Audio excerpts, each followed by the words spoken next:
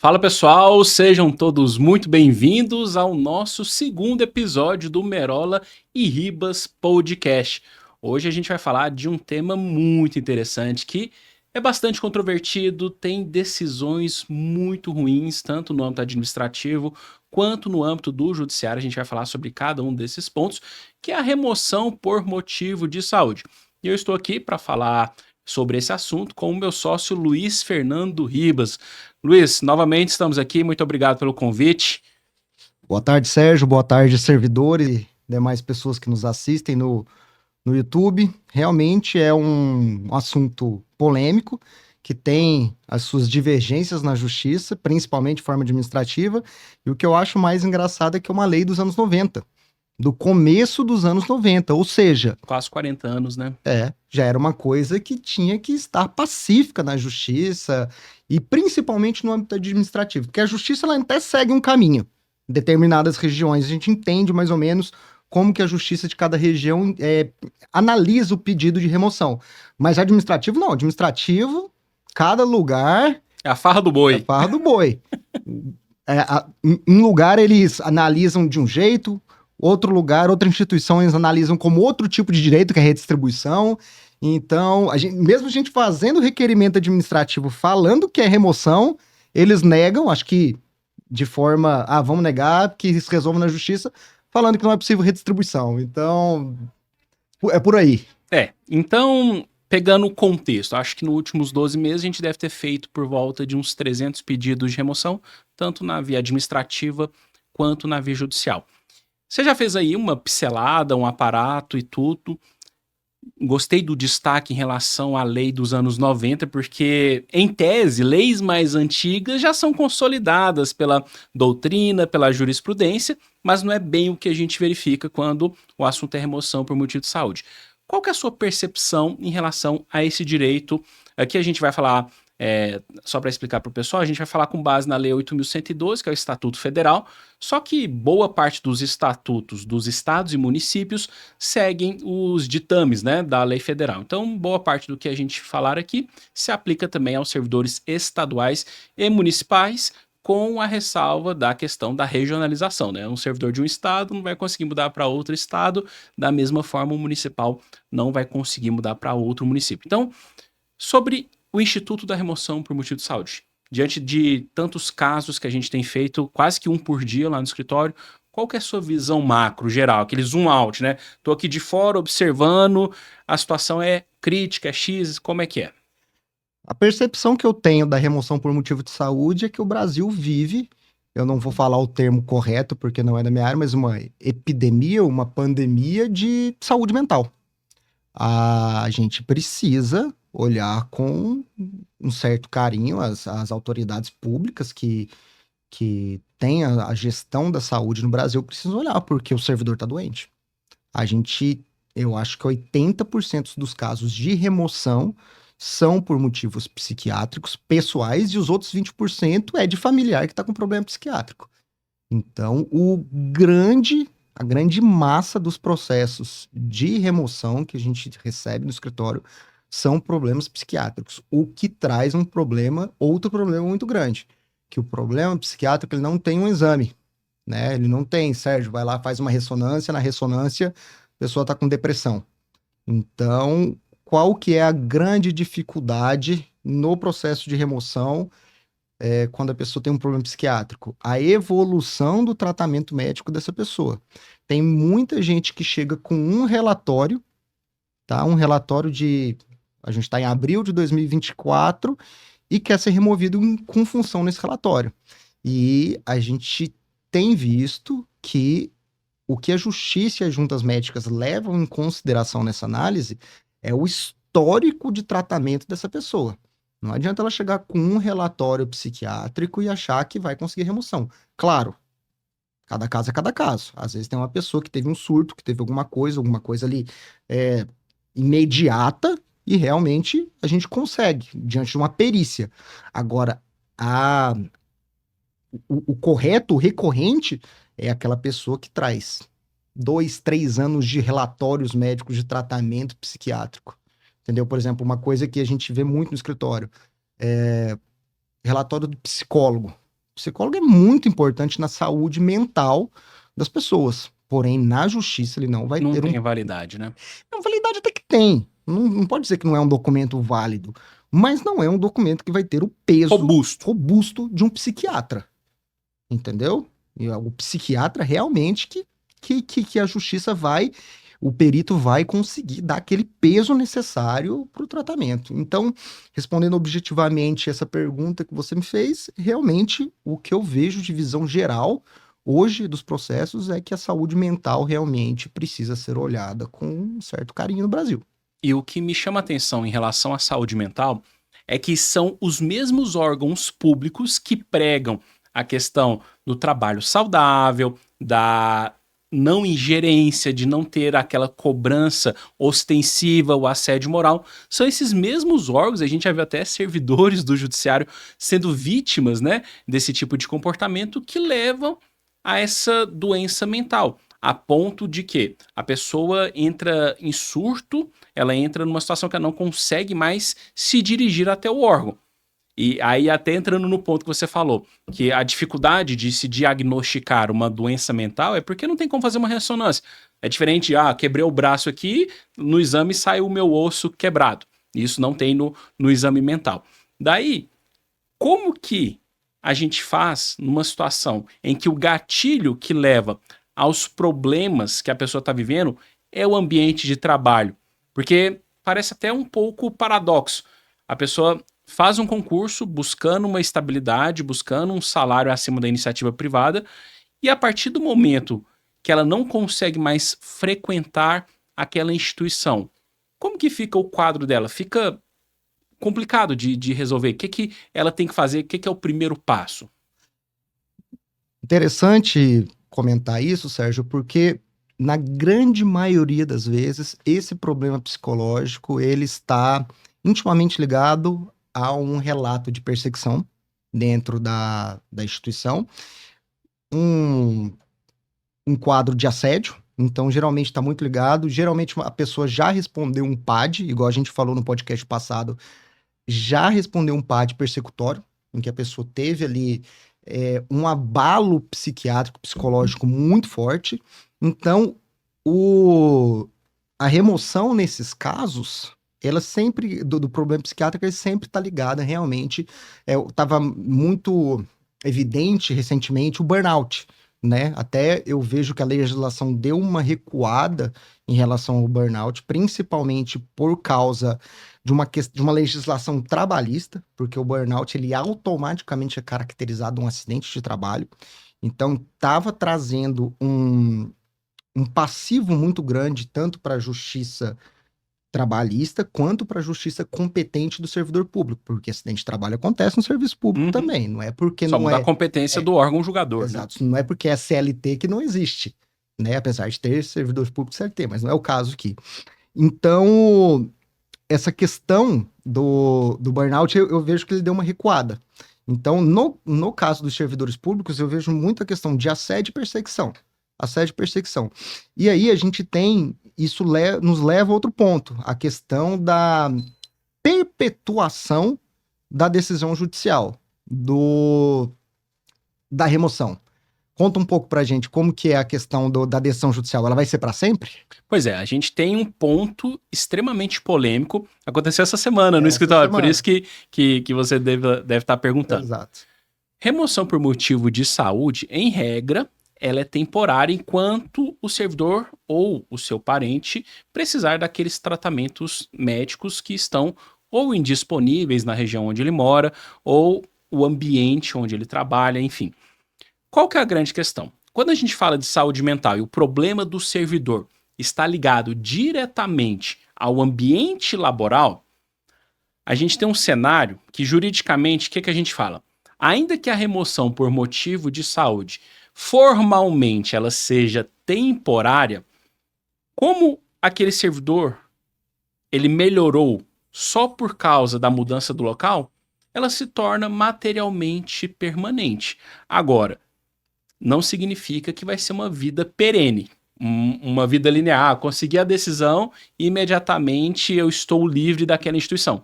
Não é assim que funciona. A gente teve uma decisão essa semana conseguimos a remoção judicial para o nosso cliente, mas o juiz já ponderou. E a remoção dele, justamente, né? Assédio na instituição, Exato. muito comprovado, né? Tanto que a junta médica oficial já tinha falado a respeito da necessidade da remoção, mas o juiz ponderou.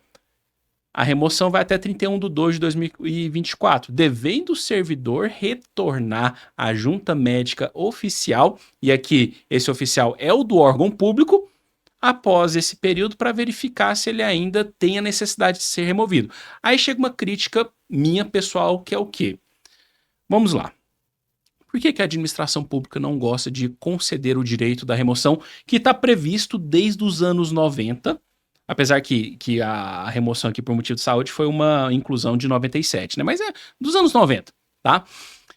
Ela não gosta de conceder esse direito, porque na verdade não é um favor que ela está fazendo, é um direito, né? Cumprir os requisitos não é um ato discricionário, Exatamente. é um ato vinculado. Agora, ela não gosta de cumprir com o que a lei determina, porque não existe servidor numa quantidade que vá atender a demanda daquele órgão. Então, o que o gestor público pensa?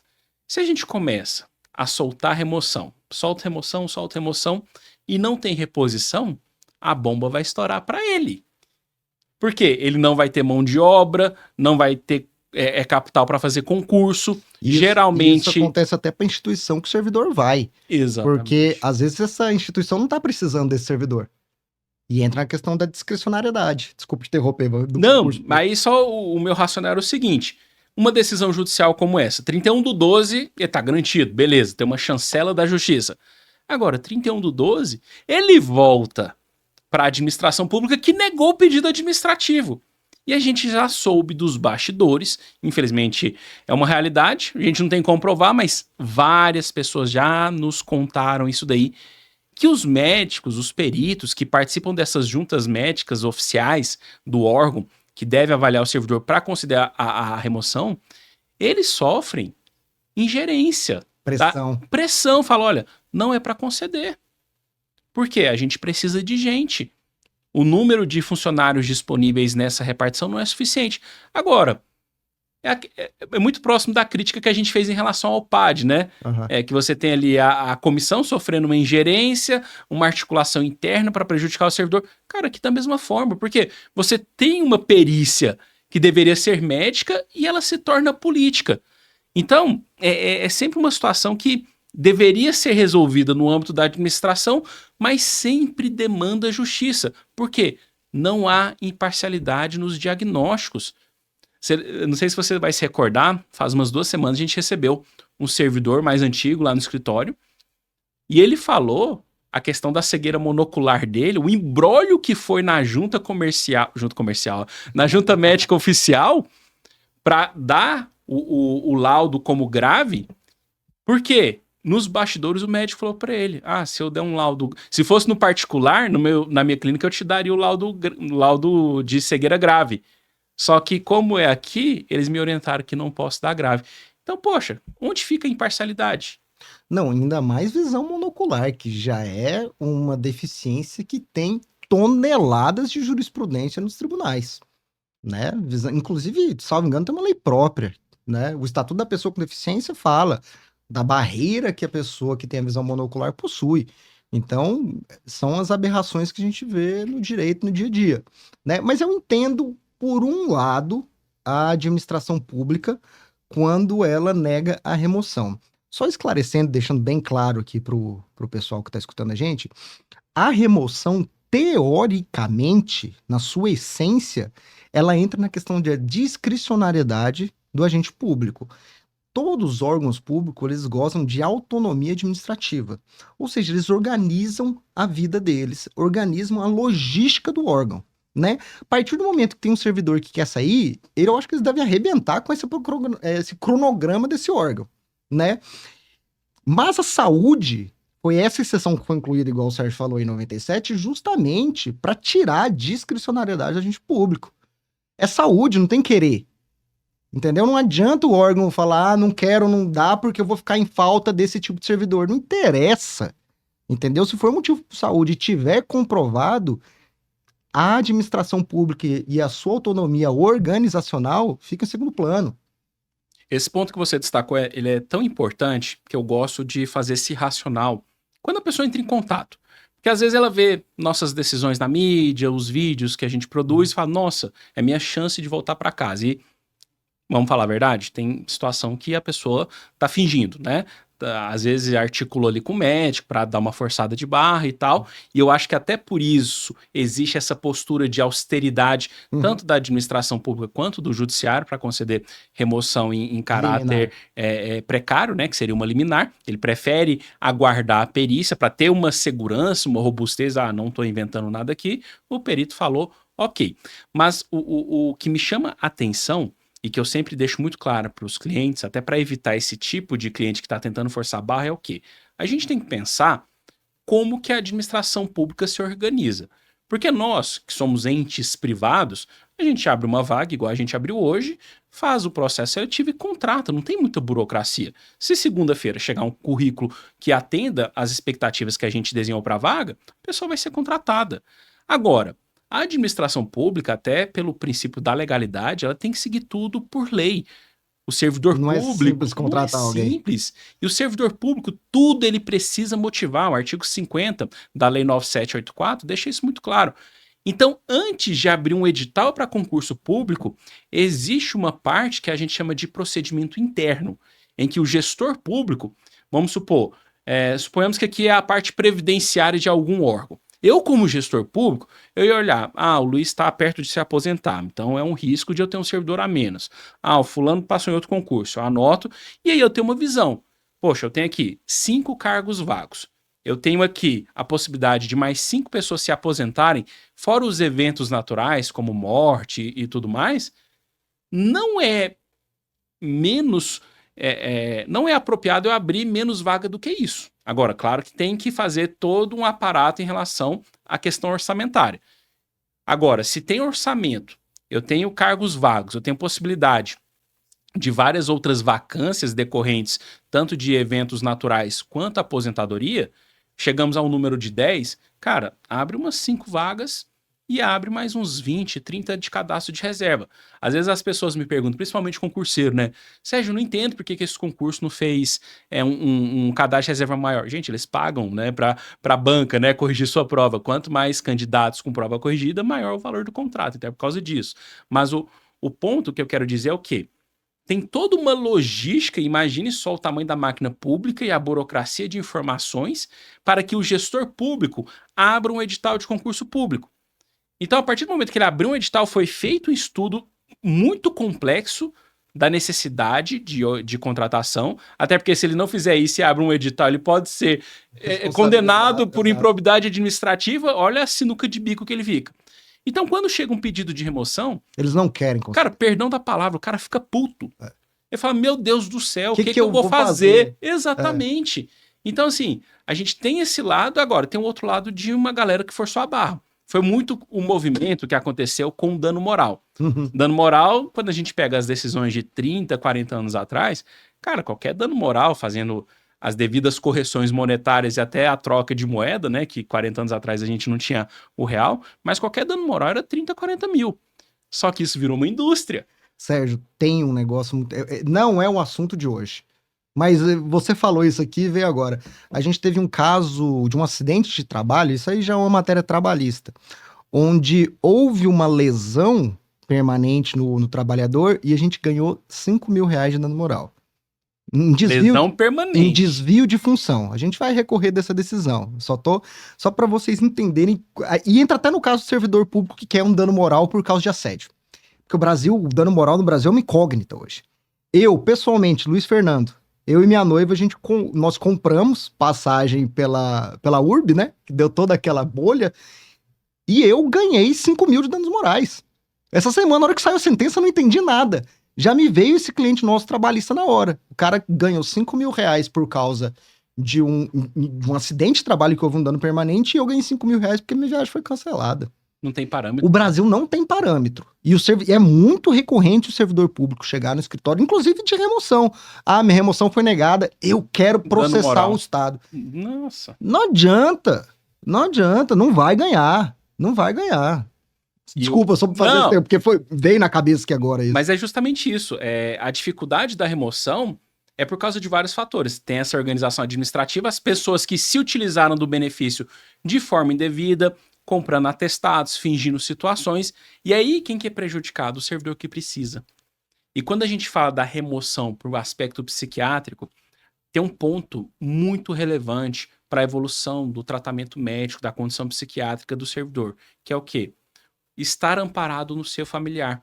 Porque, veja só, é uma crítica que eu sempre faço, falo abertamente para os meus alunos, né, que são advogados, eu falo, olha, gente, às vezes vocês estão procurando um concurso público só pelo salário ou pela estabilidade, a previsibilidade de receita, só que vocês não colocam na ponta do lápis o lado ruim do serviço público. Porque, ok, beleza, se você passa num cargo de 40, 50 mil reais para uma capital, para Brasília, beleza, qualidade de vida.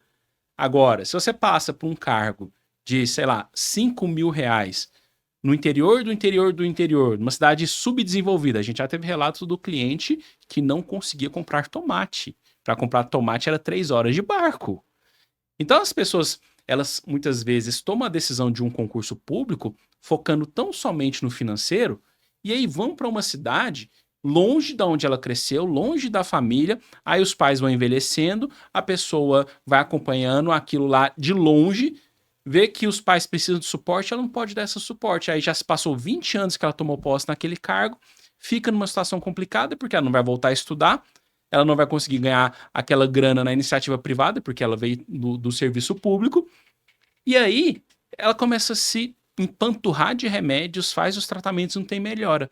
Então, quando a gente fala de remoção por motivo de saúde, o convívio social familiar é muito importante. Eu até trouxe aqui uma decisão de 2023 do STJ que eu achei muito pertinente. Ela fala o seguinte: ainda que exista, essa decisão é sensacional, ainda que exista no local de lotação da servidora tratamento médico para os transtornos psicológicos por ela sofridos, o apoio e a estrutura familiar, assim como o ciclo de amizades ao longo dos anos, são de fundamental importância para a recuperação e manutenção da estabilidade do quadro clínico da periciada, influenciando diretamente no seu funcionamento global e laboral de forma positiva. Desse modo, o deferimento da remoção por motivo de saúde é medida que se impõe. Então veja só, qual que é um grande coringa que eu vejo as comissões não, as juntas médicas oficiais se utilizarem? A pessoa tá lá na cidade, tem vários médicos, especialistas, tem farmácia, e não se assusta, a gente já teve pedido de remoção por motivo de saúde, porque não tinha farmácia na região, não tinha farmácia que tinha um medicamento, só para vocês entenderem que a abrangência do Brasil, né? A gente tem 5.500 municípios. Só deixando claro isso que o Sérgio está falando, porque é muito comum remoção por motivo de saúde de uma cidade que não tem o tratamento médico específico do problema de saúde. Tratamento simples, né? Tipo dor na lombar. Isso. Teve aquele caso do Rio Grande do Sul. Exatamente. Onde a comarca onde a nossa cliente servidora estava não oferecia um tratamento fisioterápico da sua reabilitação de forma... um bom tratamento, não tinha. Então, esse motivou um pedido de remoção. Mas o ponto que eu acho que é muito precário, tanto nas avaliações... Essa decisão do STJ é sensacional. Mas boa parte das decisões judiciais, administrativas, nem vou entrar no mérito. Porque administrativo é o que eu estava falando. O servidor foi lotado em uma cidade boa, vamos falar assim, tem uma estrutura hospitalar ok. Ele faz o pedido de remoção por motivo de saúde, a junta médica só mete a caneta. O servidor pode fazer o seu tratamento médico aqui na região, porque aqui tem médicos especialistas. Tá, mas e aí? Como que fica esse convívio? Como que fica ele vendo o pai, a mãe ali se deteriorando mesmo, não tem ninguém para cuidar, porque teve até uma decisão, cara, que eu achei um absurdo, decisão judicial, que o médico falou o seguinte, o juiz falou o seguinte, era remoção por causa da mãe doente, né? E aí o juiz falou o seguinte: não vejo a necessidade do servidor ser removido, já que tem uma tia... Eu lembro dessa já que tem uma tia que mora na mesma cidade. A tia, quase 70 anos, com trombose. E na boa, quem que tia fica cuidando? Que apoio familiar não, é esse? Tia, cara. Eu não sei nem quanto tempo faz que eu não vejo minha tia. Eu vi meus tios agora, recentemente, mas Eles moram, a maioria, quase Curitiba, 2.000 quilômetros de Goiânia. Não, e pensa só, ainda que morasse aqui, É. existe um vínculo afetivo a ponto de você todo dia cuidar, carregar a pessoa, dar banho? Cara, não existe. Não existe. Não existe. E aí chega num ponto que até uma crítica minha é pro legislador e pra administração pública. Cara, se não quer dar remoção, tira da lei, cara. Por quê? O artigo 36, ele é muito claro, a lei 8.112, ele fala, remoção e deslocamento do servidor, ok. Aqui no inciso 3, há pedido para outra localidade, independentemente do interesse da administração pública, ou seja, não cabe juízo de É o valor. que eu falei antes. O gestor ele público não tem que querer. ele não tem que querer. Não tem. Não tem que querer. Aí fala muito claro aqui, ó. Para acompanhar o cônjuge, esse daí é um outro motivo, mas por motivo de saúde do servidor, do cônjuge, companheiro ou dependente que viva às suas expensas e conste do seu assentamento funcional, condicionado à comprovação por junta médica oficial. Então, veja só. Aqui tem até um outro ponto muito relevante. Questão do assentamento funcional, você vai falar? O assentamento Isso aí me irrita um funcional. pouco. Não, mas por isso que a jurisprudência está passando por cima. Vamos falar um pouco desse ponto agora, não vamos deixar ele fugir, não. Tá na lei que quando você vai vai fazer um pedido de remoção para acompanhamento de familiar doente, esse familiar deve constar no assentamento funcional. Isso tá na lei, igual o Sérgio falou, anos 90, igual a gente já comentou dessa lei. Só que isso, a jurisprudência já cansou de falar, inclusive tribunais superiores. Não existe essa necessidade. A necessidade de se comprovar o vínculo familiar e a necessidade do servidor estar próximo de ter cuidado com esse ente. Então, o que a administração pública faz muitas vezes para enrolar o processo? Fecha os olhos. A lei fala que precisa estar no assentamento funcional. Então, eu converto em diligência o processo administrativo, intimando o servidor a abrir um procedimento de assentamento funcional, para ganhar tempo. Não, meramente. E é tão absurdo essa restrição, porque pensa comigo, um servidor de 40, 50 anos de idade. Os pais estarão ali na faixa de 70, 80 anos. Já perdeu o cônjuge, a família já toda separada. Como é que uma pessoa vai viver sozinha e a administração pública vai negar um pedido de remoção porque aquele pai recebe uma pensão ou uma aposentadoria do INSS de 3 mil reais? Não tá no seu assentamento. Cara, e aí? Vai deixar a pessoa definhando? Aí é a minha crítica. Beleza, não quer dar a remoção por todos esses motivos que eu falei, a falta de servidores, a dificuldade da organização administrativa, cara, tira da lei. Porque se tem a lei, se a lei fala claramente que é independentemente do interesse da administração pública, cara, não tem juízo de interpretação, você tem que dar, cumprir os requisitos, tá doente, tem essa necessidade dessa locomoção, tem que dar remoção. A partir do momento que a administração pública não dá, a partir do momento que a gente já viu decisões ruins da justiça falar que não é necessária a remoção por motivo de depressão porque tem tratamento na cidade, a lei não está sendo cumprida. Não, de forma alguma. E para que serve a justiça? Inclusive, o entendimento judicial, nesse caso que eu falei, ele é totalmente ignorado. A administração pública faz de boba. Não tá no assentamento. Aí eles ganham 1, 2 meses nisso aí. E até falando a administração pública se faz de boba, para mim esse é o caso mais bizarro. Professor de Universidade Federal e Instituto Federal. O que acontece? Tem uma parte aqui, que é o caput do artigo 36, que fala o seguinte: remoção é o deslocamento do servidor a pedido ou de ofício no âmbito do mesmo quadro. Atenção, no âmbito do mesmo quadro, com ou sem mudança de sede. Beleza.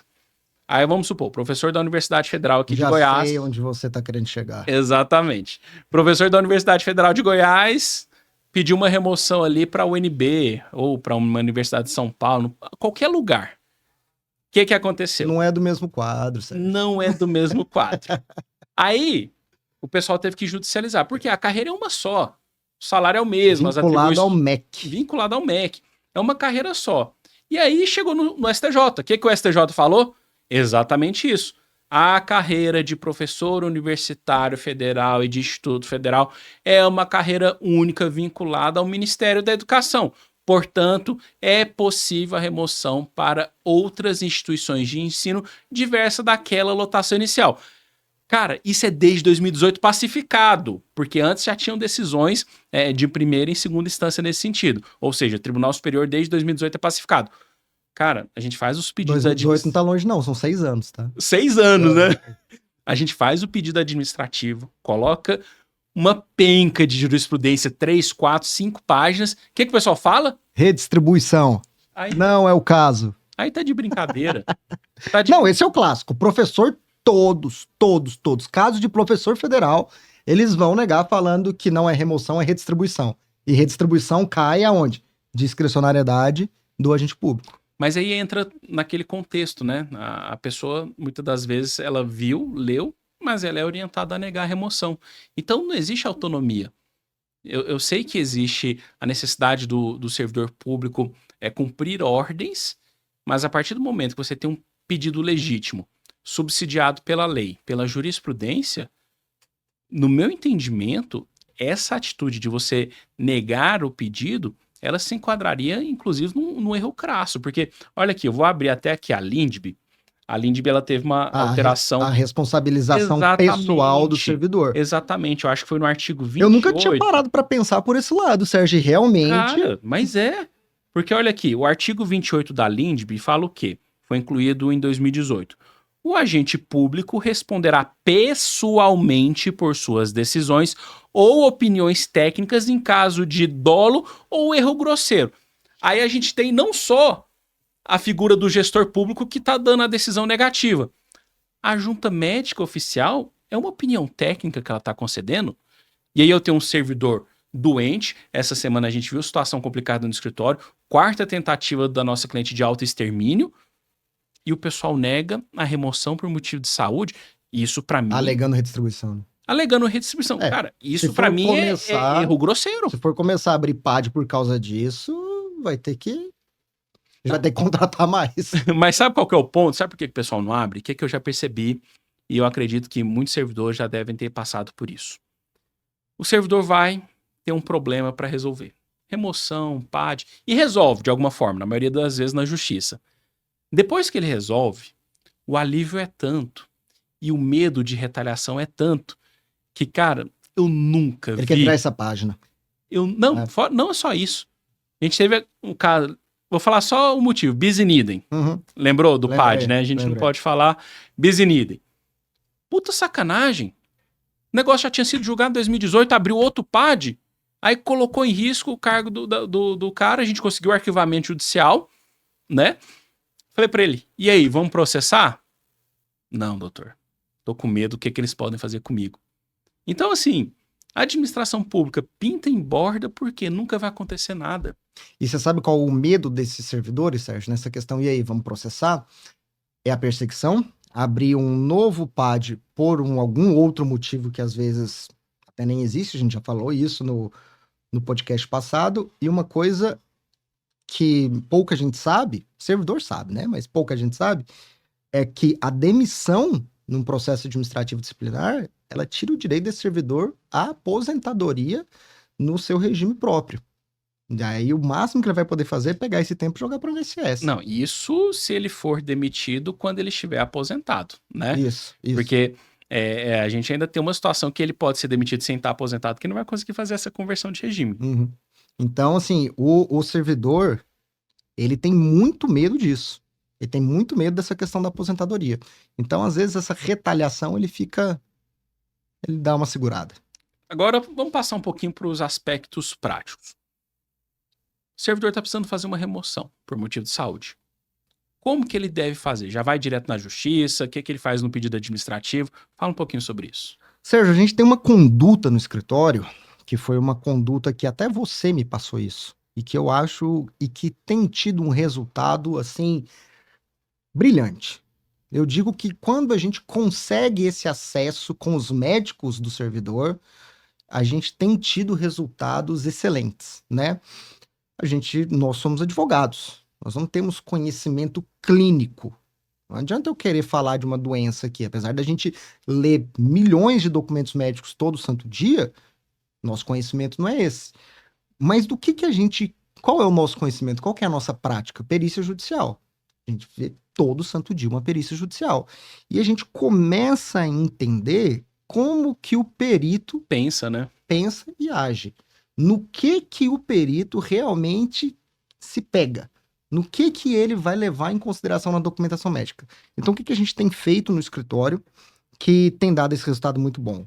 Quando o cliente vai para o escritório, a gente pergunta para ele: o seu médico teria abertura de conversar com a gente, mesmo que de forma remota, não precisa ser telefone, ou ler um documento que a gente vai mandar para ele? A grande 99% dos médicos hoje estão abertos, Aceitam, né? Isso é muito bom. aceitam. Então, o que a gente tem feito? A gente conversa com o médico ou manda como se fosse um roteiro.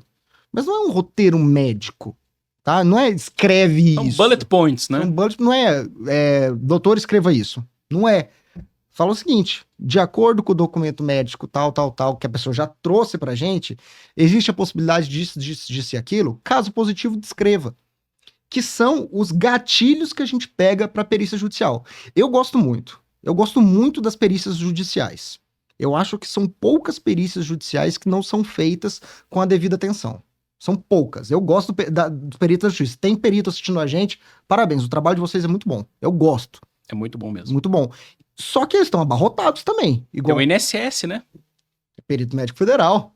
Então, sim, é humanamente impossível isso andar de uma forma célere e de uma forma extremamente cuidadosa, vamos dizer assim. Então, a partir do momento que a gente leva um laudo médico pro perito da forma que ele gosta, a gente facilitou o trabalho dele. Exato. Aí é difícil ir contra. E um ponto, por que eu comecei a trabalhar dessa forma? Até contextualizando para o pessoal, eu percebi que as pessoas me buscavam lá atrás, tô falando de 2016, né? Já vão em quase 10 anos. O pessoal me buscava com a remoção indeferida, administrativamente. Só que, cara, isso eu acho muita sacanagem. Eu acho muita sacanagem.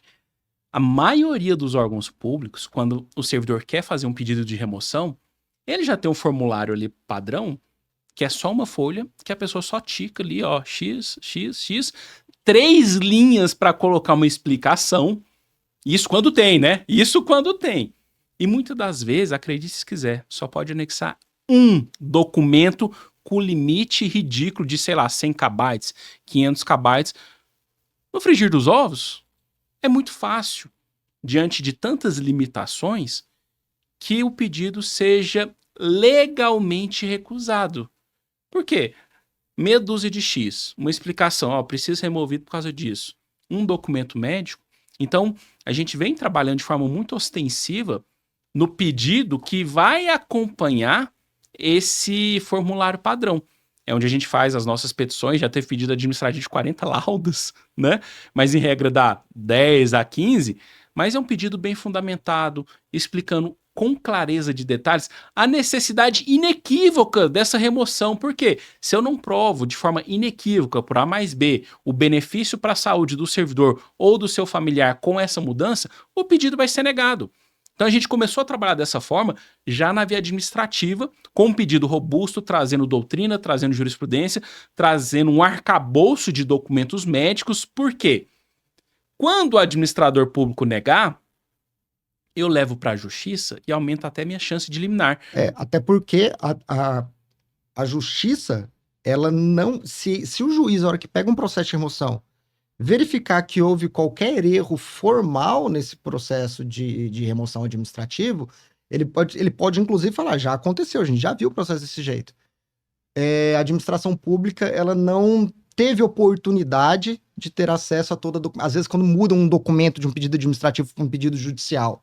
Então, assim, o juiz, ele nunca substitui o administrador público, ele vai fazer controle de legalidade. Então, se ele perceber que o administrador público não teve acesso às documentações devidas e houve alguma irregularidade nesse processo administrativo, você volta para estaca zero. Porque o juiz vai arquivar o processo. Não, eu não sou administrador público, ele não teve oportunidade de ver isso. É o que eu falo, né? Às vezes as pessoas chegam até nós ali no escritório, falam: mas o pessoal ali do órgão não gosta de mim, não vai conceder essa remoção. Eu não posso pular a etapa administrativa. Não posso, eu preciso ter essa negativa, porque aí o juiz faz o controle de legalidade. E aqui, eu acho que um outro grande diferencial que a gente tem tido muito êxito é mostrar de forma categórica as restrições na vida da pessoa. Vou te dar um exemplo. Agora há pouco, antes de vir para cá, pedi para a cliente, falei: olha, a situação dela é complicada, mãe muito idosa, debilitada. É a clássica situação que eu falei agora há pouco, né? Já tá sozinha, o pai já morreu, etc e tal, papapá. Ela controla a mãe dela com câmeras em casa, porque não tem ninguém pra estar lá. Mora, sei lá, 1.600 quilômetros de distância. Agora pensa que agonia, todo dia ter que olhar na câmera, nossa, será que minha mãe tá bem? Será que minha mãe caiu? E se essa mãe cai, o que ela vai fazer a 1.600 de distância sem aeroporto, né? Então o que eu falei pra ela? Me manda os prints dessa câmera. Por quê? Eu tô provando que não é uma situação montada. Que a única forma de o servidor acompanhar a mãe é presencial. Não tem como, não é saudável nem para a saúde mental dela. Tanto que ela tá afastada por motivo de saúde mental, ela ficar todos os dias 24 horas ali olhando uma câmera. olhando, cara. Olhando. Então, se, por exemplo, a pessoa tem problema de mobilidade, cara, faz um videozinho, pede sigilo, até por ser questão de saúde, pode pedir o sigilo na justiça, mas tem que levar essa informação até para sensibilizar o juiz. Eu lembro de a mãe de um cliente, a gente conseguiu a remoção dele, ela tinha uma berne gigante na barriga. Ele ficou resistente para mandar essa foto. Eu falei, cara, eu tenho que colocar essa foto na página 1 da remoção, da petição. E dito e feito, a gente ganhou. Então, assim, é chato, mas a gente precisa. Por quê? Novamente, se a administração pública não quer considerar remoção, revogue a lei. Ou modifique a lei e tudo, mas se existe esse artigo 36 de forma tão clara, tão lúcida, a gente tem 40 anos quase de jurisprudência divergente, não faz sentido. Então, assim, a gente precisa trabalhar bem na via administrativa e, na minha opinião, a via administrativa é tão importante, se não mais do que o pedido judicial, para aumentar a efetividade. Porque se você faz um bom trabalho na via administrativa, no pedido administrativo, até a chance... Facilita a vida judicial. Até para liminar, porque liminar em remoção é complicado. Por que é complicado? Tem a questão da prova unilateral, explica um pouquinho sobre isso. A questão é a seguinte, no processo civil, a liminar é uma exceção. Liminar sempre é uma exceção. É porque, na verdade, caiu no dito popular. Vou entrar com uma liminar! Mas liminar é exceção. Existe uma coisa no processo que se chama contraditório e ampla defesa. Entendeu? Isso tem que ser respeitado. Então, qualquer processo, o juiz tem que ouvir a outra parte para proferir alguma decisão. Então, a liminar, na audita teras partes, que fala, né?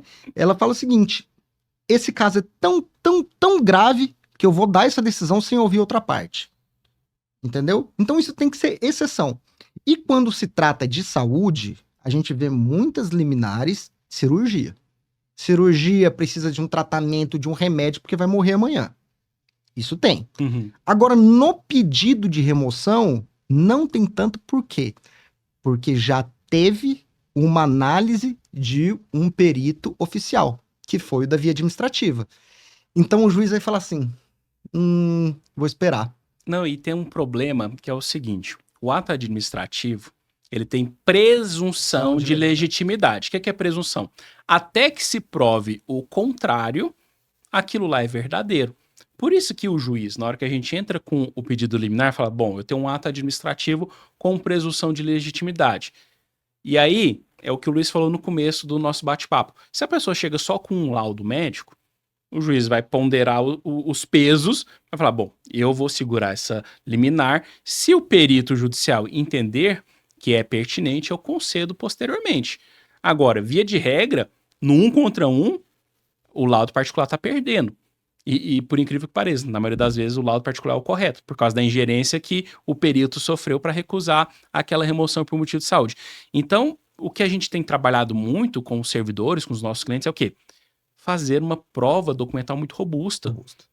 Porque pensa só, aquela cliente nossa, 4ª tentativa de autoextermínio, cara, e recusaram a remoção falando que era redistribuição. E isso, para mim, é erro grosseiro. Isso é erro grosseiro. Tranquilo. Se a pessoa tivesse sucesso na tentativa dela, é uma vida a menos. Então, assim, não dá pra gente brincar. Existem pessoas que fraudam? Existem. Assim, não é característica de servidor público, não. Tem advogado que frauda e procuração e pega dinheiro de segurado do INSS. Tem médico que frauda. Toda profissão está suscetível a ter profissionais ruins. Agora, se a gente tem, dentro das regras do jogo, previsto na Constituição, previsto na Lei 8.112, no Estatuto Funcional, essa possibilidade de remoção e o servidor cumpriu com os requisitos, cara, vamos agir de acordo com a lei. E aí uma situação que a gente tem feito, e alguns juízes têm aceito, justamente por causa dessa dificuldade da legitimidade do ato administrativo, a gente tem pedido subsidiariamente na liminar que antecipe a perícia. Porque perícia geralmente é no final do processo. Ou seja, passou um tempo gigantesco. E é muito, muito difícil um juiz ir contra uma perícia. Assim, porque o juiz ele não é obrigado a... O perito é um auxiliar da justiça. O perito é um auxiliar que ele vai atender uma demanda que está longe do conhecimento do juiz. O juiz não é médico igual a gente, tá? Só que se o perito falar que precisa, é muito difícil um juiz negar. E até por isso, o juiz prefere esperar a perícia para dar até uma liminar. Pode ser uma liminar em caráter incidental. O que é isso? É uma liminar no meio do processo. Tá? Então, o juiz, ele tem um nome novo ali da tutela, né? Incidental, tutela então, assim, Então, o que o juiz prefere? Ele prefere ter a segurança da perícia. Isso Entendeu? é um ponto que a gente tem trabalhado. Vários juízes negam, eles falam o seguinte, o momento da perícia não é esse. Mas outros, ciente dessa urgência, eles antecipam essa perícia. Já teve casos aí que em 10 dias do protocolo a pessoa estava sendo periciada, o que é muito bacana. Porque a gente tem que analisar que a busca pela tutela jurisdicional, ou seja, a busca pela resolução na justiça é para resolver um problema. A gente nunca pode esquecer o que eu falo muito para os meus alunos dos cursos de advocacia. Infelizmente, né? A matéria-prima da advocacia é a desgraça humana. A matéria-prima da advocacia é a desgraça humana. É pesado demais. É pesado, cara. A gente lida com problemas. Então, o judiciário ele tem que auxiliar para resolver esses problemas. O certo seria não ter que acionar o judiciário, porque a lei está aqui. Mas, como a gente está falando só de mundo ideal e não do mundo real, tem que acionar o judiciário. Então, é bom essa postura dos magistrados que ficam nessa, não uma sinuca de bico, mas numa situação complicada. Ele sabe que tem vários laudos particulares, mas tem a presunção de legitimidade do ato administrativo. Cara, antecipa a perícia, 10 dias resolve. Fez a perícia, saiu o laudo, concede a tutela. Acabou. Luiz, estamos caminhando para o nosso final aqui. Suas considerações em relação à remoção por motivo de saúde. Vale a pena? O que tem que fazer? Não é que vale a pena. Por motivo de saúde e necessidade. O servidor que busca uma remoção é porque ele está em último caso, né? O servidor honesto, que a gente está falando, sem exceções. Ele é a última tentativa dele. Ele fala assim, e a gente viu, inclusive, mês passado... Pediu exoneração, lembrei. Um servidor que pediu exoneração porque não teve a liminar deferida. Nem quis esperar o resto do processo. Eu quero o arquivamento do processo, eu não quero mais esse cargo público. É um absurdo terem me negado administrativamente. E o cargo pagava bem, né? Pagamos 10 pontos. Caramba. Então, assim, ela falou, não, vou pedir exoneração, vou sair desse serviço público, não quero mais isso, não. E, saiu. Pedimos arquivamento do processo. Então é isso, pessoal. Muito obrigado a todos. Nosso segundo episódio do Meiroli Ribas Podcast. O episódio número 1 foi de PAD e o próximo vai ser de concurso público. Vou até trazer a Maria Clara, nossa coordenadora, que esse é pesado. Tem polêmica, hein? Esse é pesado. Então é isso. Muito obrigado, Luiz. Obrigado, pessoal. Um abraço. Obrigado, Sérgio. Até a próxima. Tchau, tchau.